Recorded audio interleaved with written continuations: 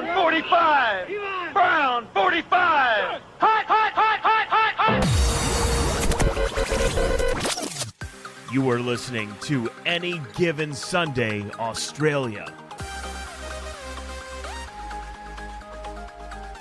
Yes, hello and welcome to the Any Given Sunday Australia podcast, the number one podcast in at least 3 households, 1 studio, American Football Australia head office, NFL Australia head office, ESPN studios. We are on the rise after our little episode the other day. Joining us back from his little trip away, well-earned little trip away. I know he listened to the podcast last couple of times and we've been absolutely shit-canning him. So it's good to have him back to defend his honour at Danny Webb, AGSAU. How are you, mate? I'm great. Since I've got massive shoes to fill. Loz, who stepped in, I will never have that form of NFL knowledge. I'll bring the banter, but not the NFL knowledge like that. That is next level. So hats off to him. Big round of applause for Loz for stepping in and providing all of you with that glorious, glorious information that he did. The gift of the gab, he definitely has. The man could talk underwater, but it would make perfect sense. He does. Better than you and I just blowing bubbles. Yeah. No, we are, literally blowing bubbles. You just said, just before we come on, we've got 3 weeks to go. It's unreal to think that we are previewing week 16 this week. It's the season has absolutely flown by and we have some absolutely cracking games to talk about. But we're going to finish it off week 15 first. We had 2 games on the Monday night, Tuesday for ours. Me and Loz did go through them and we picked them to a T pretty much. The Vikings came out and pretty comfortably handled the Bears. And the Falcons, we said the Falcon Raiders was going to be a terrible game. It was, but the Falcons only just getting the job done against the Raiders. So we're starting with the Falcons, are we? All right, I'm ready. No, either I am ready for that. Yes. So the Falcons game, so many things happen. Like really, it should have been an easy win for the Falcons. The Raiders are literally trying to tank for draft picks. They're holding up signs saying tank for Shador everywhere around the stadium. That's like they want him. They want to tank. He wants to play there. He tweets every single time, praise God or something. Whenever there he is. That should not be on loud. Oh, hello, I am a busy man. Turns out, they're holding up signs saying to tank. It should have been a walk-in victory, but instead, Kirk's final performance as a Falcon, most likely, he went 11 from 17, 112 yards, 1 touchdown, 1 interception, and was sacked 3 times. The Raiders also had 2 chances to seal the deal, 1 incomplete pass and the other was intercepted. But Atlanta literally only won this game because of their defense. Their offense was absolutely nowhere, and it's crazy to think now that the Atlanta are 7-7. And they hold the tiebreaker against the Bucks. So their playoff hopes are still actually alive in a very weak NFC South. That's only providing that they can actually get the job done in their last 3 games. But you've kind of broken down both the Bucks and the Falcons' last 3 games. Yeah, so the Falcons' final 3 games are versus New York. Realistically should be a victory. At Washington, they have to put up a bit of a fight. And then playing the Panthers at home. Which New York? Do you know? Is it the Jets? No, it's the Giants. Giants. Okay, so definitely should get the W done there. Yeah, whereas the Bucks, they've got Dallas in Dallas, which means absolutely nothing with the Cowboys team with the way they've been playing. They could show up, they could not. Who knows? Michael Parsons at least is a little bit back, so maybe slightly more competitive. Then they are also playing Carolina in Carolina, and then playing the Saints in New Orleans. I'd probably say that's a tougher final 3. So if the Bucks drop one and the Falcons win out, the Falcons will actually take out the NFC South. Yeah, with that tiebreaker. Do you see? I think it'll all come down to whether the Falcons can beat Washington, though. Washington are, I'd say, a better team. 100% they're a better team, but the reason I thought we're going to talk about this game second is because it has come out that the Falcons have benched Kirk Cousins and been replaced by the number 8 pick, Michael Penix Jr. Will he give him a resurgence, being a fresh rookie QB? They obviously picked him because they knew that Kirk potentially wasn't going to play the whole season despite getting a minimum $90 million guaranteed. is it going to be enough that they have a change at QB? You got to remember as well, for the past 4 games, Kirk threw 0 touchdowns and 8 interceptions. So being replaced by Michael Penix Jr. could almost be the resurgence they need and that final push for the playoffs. You're right. You're the one who picked to go this one first, not me. So I just kind of introed both games. But you're right. The fact that we've been calling for it. I think everyone has been calling for it. The fact that Kirk has been playing so bad and just doesn't look anything like Kirk. And you said early on in the year, maybe coming back from that Achilles injury was a little bit harder than what we thought. And maybe that's kind of showing rearing its head really late in this season now that, being post 30 and coming back from Achilles is a little bit harder. 100%. And we've seen that with Aaron Rodgers. We saw all the way that Aaron Rodgers has started this season, even though he was back on the field almost towards the end of last season. It's almost like they're like, yeah, we can get you back, but you're not really going to be 100% for a very, very long time. And this is becoming more and more evident. The coach has come out and said, obviously, Kirk just needs to play better. And he just said, essentially, and I'm going to paraphrase him, no shit, that he just needs to go out there and do more. And they've just proven that he hasn't done enough and he's going to be benched. The biggest question mark now for Atlanta is this giant contract. They realistically need to move on from him. Otherwise, because he's got so much money guaranteed. But Kirk has a no-trade clause. And that no-trade clause means if he's not going to a destination that he actually wants to go and play, he can just say no, and they don't have a choice. They have to pay him $90 million guaranteed if he stays with the Falcons on the bench. Hey, if someone wants to pay me $90 million to sit on the bench, I'll do it. Sign me up, coach. I'm in. I'd love to redshirt. I think that would almost be the best position. No pressure. All the money, no pressure. And just be, if Penix does go down, look, I'll come in. I'll save the day. It'll be fine. Yeah, 100%. I'll sling a few balls and probably get a victory every now and then. I could be a hero. I could be a $90 million rich hero. I'll leave it. Ah, shit, $2 million. I'm out for $2 million. I'll take that. That's fine. I don't know how many 5'4" quarterbacks there are. And everyone has been calling for this to happen, and they having such a rookie QB does kind of play in their favour that they're paying him, cents on the dollar anyway. So having that $100 million looming over their head for Kirk might not be as big of a deal breaker as what we all think. Yeah, well, exactly. If you're not paying one of them, but you're paying the other, what's the difference at the end of the day? Well, they're doing it in Denver. They're doing it. The Browns, which we have to talk about as well, like Jameis Winston, who I thought a couple of weeks ago actually looked pretty good. I know he's called ESPN 30 for 30 because he throws touchdowns and interceptions every single week.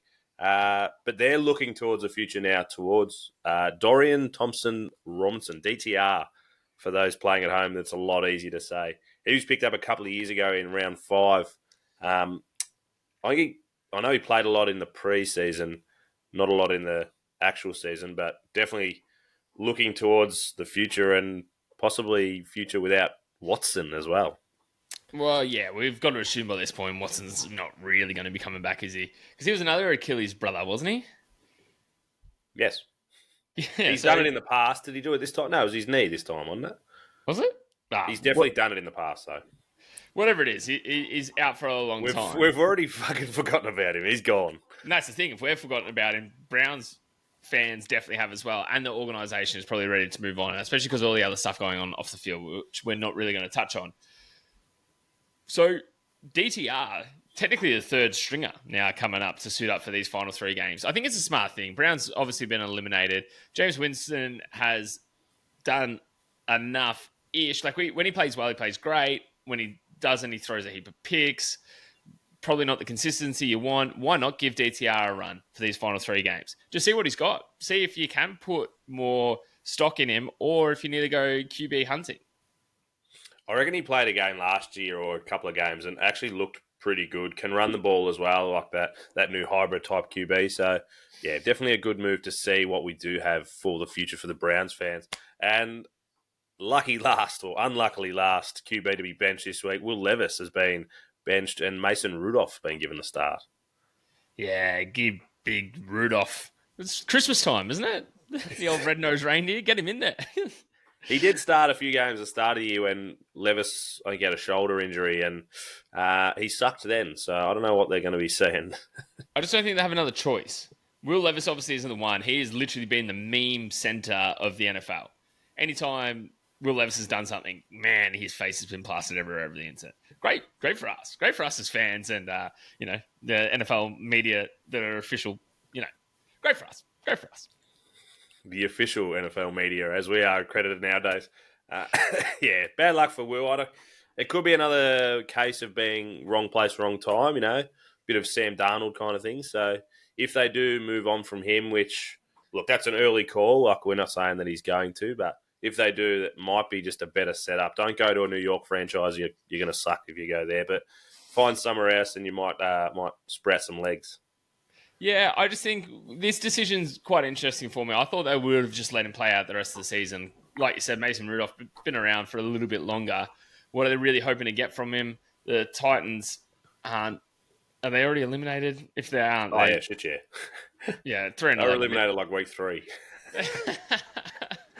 They were what you thought the Broncos were going to be. Yes. So because they're already eliminated, why not just let him play out the rest of the season? Unless they are going to move on from him and they want to keep him healthy enough that they can move on from him. Yeah, you're right. It's an interesting one. They haven't really come out and said why, but going to Mason Rudolph, who's an older QB with just as little success, at least the Browns, you can say they're looking towards a future with DTR. Exactly right, and the same as the Falcons. And the Falcons, yeah, correct. Well, the Falcons are, like I said, having a little bit more of a push for the playoffs. There's a sniff of it in the air, and why not go get it if you can? And Kirk ain't the one to do it right now. So let's put some faith in your number 8 draft pick, and let's see what he's got. To be fair, that's the most exciting one of all these three. The Browns are 3-11 and the Titans are 3-11 aren't really, I'm not really that bothered at this point. Like we said, we've got 3 games left before the playoffs. Let's talk about teams that are actually going to make it. There's a good reason we don't speak or preview the Browns or the Titans very much, and you can probably work out why. The other game that was played, and we do have to touch it quickly, the Vikings beating the Bears pretty comfortably, what we expected, and more that come out that the Bears suck. They just they suck more and more each year. Yeah. Honestly, I feel like you're not allowed to talk about the Bears without much of I knew you were going to say that. That's why I kind of left it. You just dive in head first. I feel like the Bears could be better. There's a little bit of thing. Obviously, they fired the head coach. People are saying Caleb Williams is a bust. Is he a bust? I don't know yet. I feel like he is a number 1 draft pick. Give him more than one season. Let's see where he actually gets to. But yeah, they kind of suck, don't they? Well, there's a stat that's been going around each week, and I've been kind of following it each week. But having 3 games left and your punter has more yards than your starting QB, especially when, like Tory Taylor, we love him, he's an Aussie and he's a gun. But he gets a message. He didn't get a phone call to say, welcome to the Bears, mate. We're happy to have you on board. It was a message saying, you're not going to be punting very much here. I'd be fucking showing him and be like, Caleb, you're a fucking idiot. I think for Tory Taylor, he'd also probably like to win a few games as well. Like, as much as punting gets to show off his stock, great. I think as a team player, as the Australian boy would be, I think he's not really going to be rubbing it too much in the face if he's starting QB. Nah, you're right.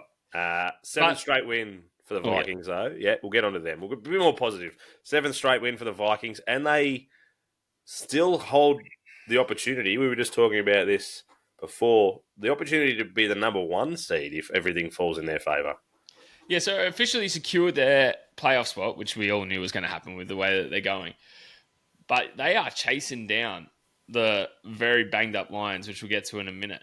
Their final 3 games, though, quite tough. So in Seattle versus Green Bay at home, so that's probably a win for the Vikings. And then at Detroit to finish. So this whole thing, as you and Loz did touch on, this whole thing could be all up to that final game. Fuck you for the Green Bay little slap, but putting my media hat on, we hope it comes down to this last game. We want Detroit versus Vikings. If it's the case, it'll be the Monday night game. Like, it'll be the last game of the season, and it could be an absolute thriller. And yes, we do want that. No, I don't want the Packers to lose, but we'll beat the Saints this week and we'll secure our spot in the playoffs. So that'll be all right. I reckon they'll beat Seattle. They didn't look amazing, and I haven't heard how Geno Smith is with that. They put it as a knee, but it looked like an ankle. I reckon he just kind of threw his toys out with the cot kind of thing when they were getting beaten by our defensive line. So I reckon they beat Seattle, especially being at home. Green Bay will be tough, but Detroit, we want it to come down to that last game in Detroit because they are stumbling. We can move straight into the next one. You posed this to me at the start of the week while you were off jet-setting around Adelaide and having glasses of wine and being all fancy with your future wife. They're stumbling, and the two best teams in the league, defensive-wise, for different reasons, but defensive-wise, are on the back foot. Yeah, so the Lions are struggling. The Lions injury list is long. And I was talking to a Lions fan earlier today, and he's like, man, at this point, it's just unfair because it is realistically a shit ton of bad luck. Their broken bones aren't from fatigue. Like, there's people coming out there, like, shitting on their training staff, being like, you know, they're not doing a good enough job, they're not strong enough, they're not this, they're not fit enough. You don't break bones from not being fit. And these guys are, like, they're freak injuries. And maybe they need some more calcium in their diet. I don't know. But they are literally dropping like flies out there. Dan Campbell believes that they will bounce back from this loss. Personally, I think that's probably been a bit too optimistic. The only good thing that's in the Lions' favour at this point is that, once again, I'm hitting with the final 3 games a lot, but it's really important at this point in the season. They're playing in Chicago, in San Fran, then versus the Vikings. Realistically, they're going to beat the Bears. 49ers are still clawing on to the chance that potentially they've got a little playoff hope. But if they lose this week, maybe a bit more of a different story. And then are they going to rest everyone because they're not going to make it anyway? So they could potentially go win both these games and then versus the Vikings. But as we were talking about with the Vikings before, if they lose to Green Bay, they've got the Lions have one up on the Vikings anyway. So when it comes down to that final game, I think if the Vikings win and they end up with an equal record, the Lions will still end up on top. Yeah, that'll be the case considering they beat them earlier in the year. It'll come down to strength of schedule will be in we'll come to the divisional game. Yeah, the Lions will most likely be on top. I haven't gone through it, but for sure. But I don't know. You say the Niners might be. I reckon even if they lose this week, I don't know who they've got, but I reckon they're the kind of team to be like, all right, we're out. And George Kittle has that kind of feel about him. Be like, you know what, we're out, but we can fuck up their season. So I reckon they would come out and still be just as hard to beat, especially in San Fran. The Niners have the Dolphins this week in Miami. Oh, so there's still a chance to win that anyway. For sure. But realistically, the Niners are out. They need a tie between either the Rams or Seattle to actually have a chance of making it, because as soon as they win one, they can't beat them. So yeah, I think the Niners are done realistically, but I still think they have that kind of, you know what, let's fuck up their season kind of mentality, and you have to. I think if they're not going to go too far down in the draft to be going, let's start tanking for picks or anything like that. So you might as well keep your fans happy, especially at home. For sure. It's going to be interesting. So much from this coming week that we're previewing will unfold for the next 2 weeks to come. Huge. The Lions struggling due to injury, but the Bills just seem to be a little bit on the struggling side. Yeah, well, the Bills' offense isn't their problem, is it? No. Josh Allen, clear favourite for MVP. Might as well give him the award now. I'm pretty sure he's paying like $1.01. So don't throw any money at it. It'll be a waste because he's winning anyway. But the Bills' defense has really been struggling for weeks. And sorry, Charlie, for shouting this out, but I'm pretty sure you'd be all over it anyway. And you'd probably be quite upset. Maybe you can step in as the DC for a little bit. But at the moment, they're almost looking like they're just hoping to outscore teams, which will not be enough when it comes to the playoffs. Your defense has to step up. It's very exciting. Don't get me wrong. Super exciting to watch. Love a high-scoring game. That's what we're all here for. We're here for the touchdowns, aren't we? We're not here for a sack party unless it's your own team. So, what do they have to do from here on out to fix their defense? And is it too late? It's definitely not too late. You can always turn it around some way. I'm sure that they're buddies combing through and trying to work out exactly what they are doing wrong. But yeah, you're right. They are just hopefully going out there and outscoring teams, which they're currently doing. So you still can't say, their record is still not impeccable, but pretty bloody good. Like, they've beaten the Lions and they've beaten the Chiefs. The two, technically 1 and 2. Yeah, but the one thing that we can say about both these teams with defensive struggles, injuries or otherwise, if they make it to the Super Bowl, it's going to be high scoring and we're going to have a great day. 100%. That's what we're all here for. Like, the last few have been amazing, the Super Bowls. But you got to get there first. And that'll be the interesting part for the Bills. Like, their path to the playoffs right now is really going to be what's important. And the Chiefs with Mahomes still week to week, but has been practicing apparently. I haven't seen any film of him out on the practice field, but they're saying that he's a fully participant practice. But those high, you know all about those high ankle sprains. Like, they can be troublesome for quite a few weeks. So there's still a chance at number one. If the Chiefs win this week, they got the number one spot, so it doesn't matter. But so I wonder, will Mahomes go out and risk more injury to secure that number one? Can possibly have a couple of weeks off leading into playoffs with that bye as well, so that'll be 3 weeks off. Yeah, it's a lot up in the air, but the Bills have to keep winning because they've got other teams on their tail as well, so they don't want to lose that second seed. They want to chase the first, but they don't want to lose that second. Just to be clear, the final 3 games for the Bills as well, which we got it. This episode should be called the final 3 games, honestly, the amount of times I've said it. But the Patriots, Jets, and Patriots again is the rest of their schedule. Yeah, and the Patriots, you think they should win comfortably, but they're always so dangerous, these divisional games. And the Jets, I used my analogy the other day, but coming up the 18th with, a birdie putt, I feel like they're the time. This is the time for them to stuff up someone's season as well. Like, Aaron Rodgers would love some bait to be like, you know what, we beat the Bills or, whatever, something like that. So, interesting few weeks. It's as tight a season as we've had for a while, which is grouse.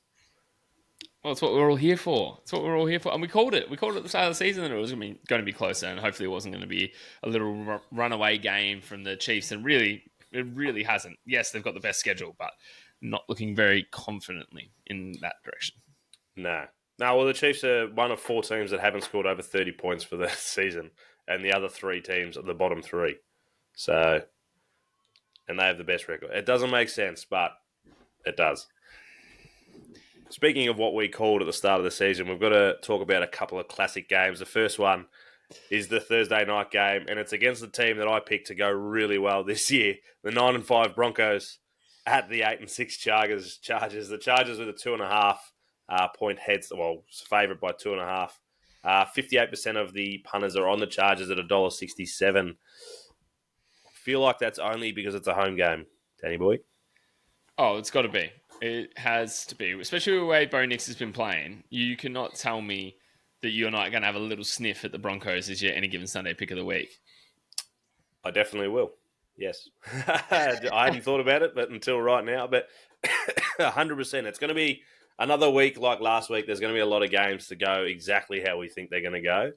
This is a tight game. Like, I reckon $1.67 is almost a little bit too good for the Chargers. I reckon the Broncos, for one, they're 9-5. The Chargers the last couple of weeks haven't been amazing. They had 40 points put up against them last week. It was the Bucs, and we all love Baker Mayfield, especially the way he goes about it. But like you said, Bo Nix, he played 43 years in college. He knows what he's doing. he's a pretty good QB. He's definitely proved me wrong from the start of the year when I said they were going to win 3 games for the season. I think I just had it around the wrong way. And I reckon they're every chance of coming out and causing a bit of an upset and possibly derailing the Chargers season. Well, the Knicks and the Broncos are on that 4-game winning streak, and they've put up 29-plus points in those last 4. Knicks last week went out 3 touchdowns, but also had 3 interceptions. The Broncos' defense is something that we need to really be thinking about here. They had 5 takeaways against the Colts, and they also lead the league in sacks. They've had 49 sacks this season. And Herbert's in a bit of a funk. He's in a little bit of a funk at the moment. He's not firing on all cylinders. And we've got to remember that they played earlier in the year as well. The Chargers won that one, 23-16. These divisional games are always going to be tight. They're going to be even more tight when their playoff opportunities going ahead. I think both these teams' defense is what really is going to have to stand up to make this game interesting, because the offense that the Chargers have been putting up lately just hasn't fully been there. I'm not 100%, but I feel like the Broncos can clinch a playoff if they win this week. Broncos win, they're in the playoffs. So huge for them, especially when, pundits like myself at the start of the season gave them no chance. New QB coach relationship, but it's come out, and I'm still a little bit. When you sit back and look at it and go, the Broncos are 9-5, it blows your mind a little bit. I love it. I love me some Bo Nix. Give me anything with Bo Nix in it, I'm all about it. And because it just proves you wrong. So any chance we get to prove you wrong, me and the fam love it. Although they do have McMillan on the defense, who's been absolutely on fire lately. So get around him. We've got a McMillan on the offense for the Bucs and a McMillan on the defense with the Broncos. So we love that. And like you said, another defense. Well, the Chargers at the start of the year, they were always sneaky good. The lowest scoring defense. The last few weeks have had a bit put on them. Especially 40 against the Bucs. It was only 20 against the Chiefs, but we've just spoken about how the Chiefs aren't really putting numbers up on anyone, so that's not a surprise. But the Broncos on the other side, sneaky good defense that hasn't really been given their kudos, especially 49 sacks on the season. They're comfortably leading. So, and Herbert, I think, got sacked 3 to 4 times last week as well. And it seems like when he's getting that little bit of pressure is when he's making poor decisions. And he threw a pick as well. Yeah, he's first in 390 passes or something. They were talking about records and just couldn't quite take that record off the great man Aaron Rodgers. Who do you see? I'm going to pick the Broncos and have them for my Any Given Sunday pick of the week. Who are you going with, mate? Well, I told you that was your Any Given Sunday pick of the week. So really, I feel like it can be almost like a joint sack. We can have a 0.5 point each for that one. Fair enough. I like it. It's going to be a good game. It's the Thursday night game. We've been a little bit lucky. We spoke about it with Loz. I spoke about it with Loz. The Thursday night games have kind of been living up a little bit better. The last few seasons, they've been real stinkers. But we're coming in also exciting for this part of the season, Danny boy. We've got a Friday for us Australians, a Friday game. We've got a Sunday, couple of games on Sunday. We've got Monday and we've got Tuesday. So 4 of the next 5 days, we've got games. Mate, it's such a good time of year. And also, Christmas. Yeah, I think it's the Packers are on the Tuesday, which is Boxing Day for us. Not Boxing Day, Christmas Eve, and then we got Christmas Day. You'll be doing whatever you do. We're gonna have to get into the lab and start talking shit close to then, because it's Christmas Day, Boxing Day for us. That there's a game again. There's 2 games on Boxing Day for us, which is incredible. So a couple of teams having some short weeks. So. Yeah, there's the Saturday games, which is a Sunday for us. There's 2 games. I'm going to say it's Chiefs, Saints, Steelers, Texans, somebody else.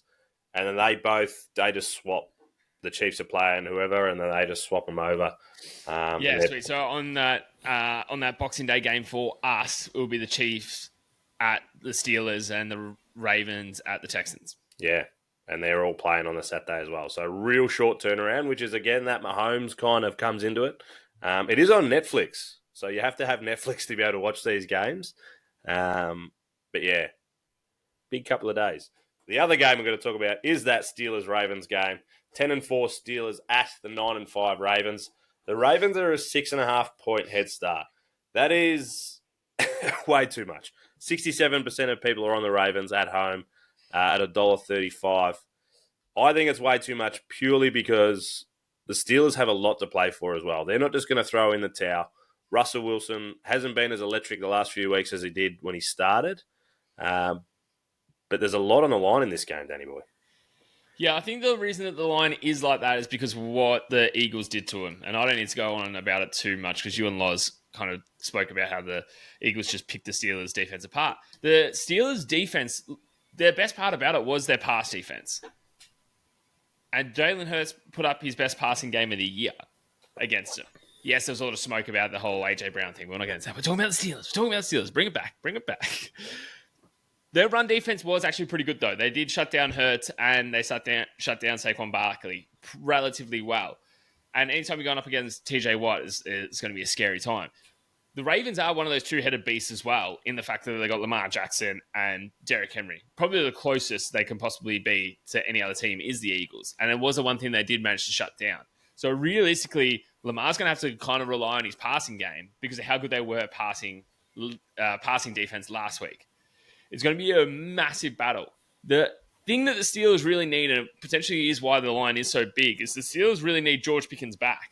His status still remains up in the air with his hamstring injury. And if they can't get him back, I don't know if the Steelers have enough offensive weapons to get it done.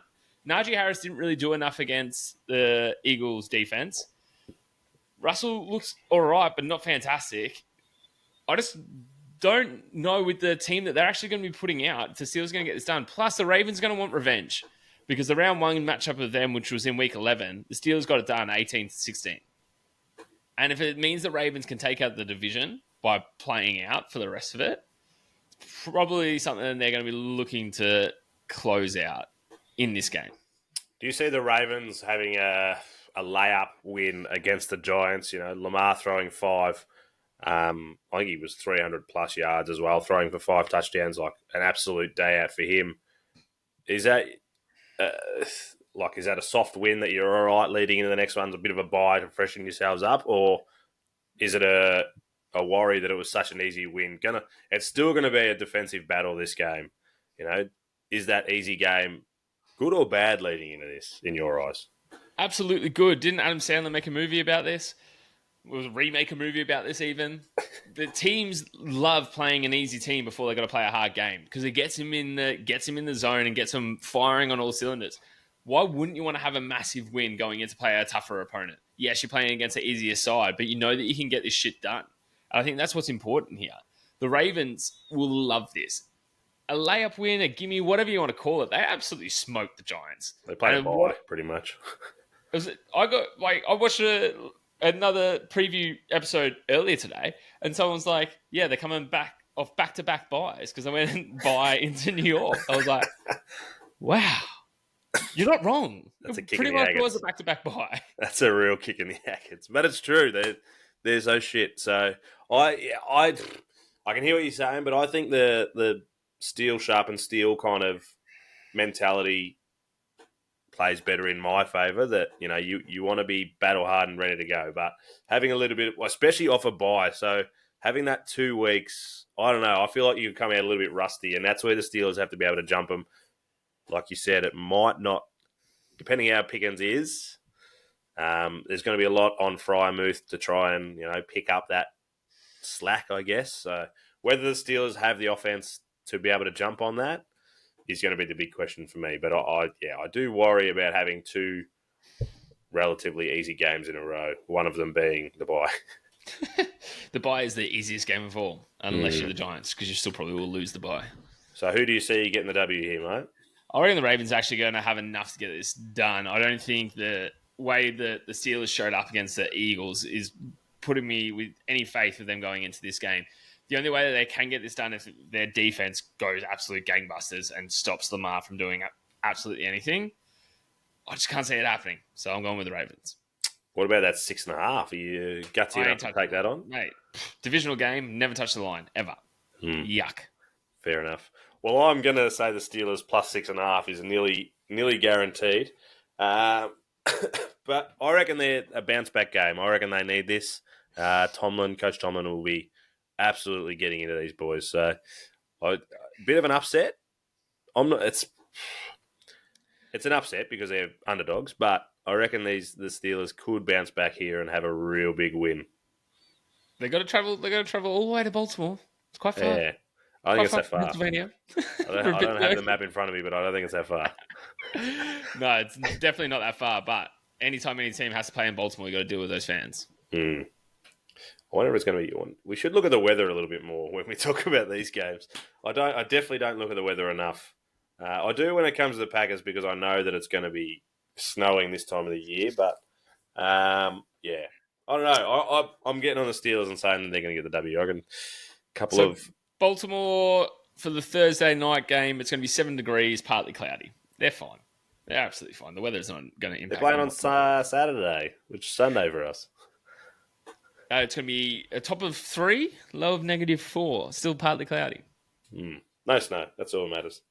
All right. Big game for you boys. Big game for us. Big week. Like you said, so many playoff implications this week. So I look forward to getting back into the lab with you next week, mate, talking more dribble about a more clear playoff picture with only 2 weeks to go after this week. Good luck to your birds, but as always, mate, go Pack Go.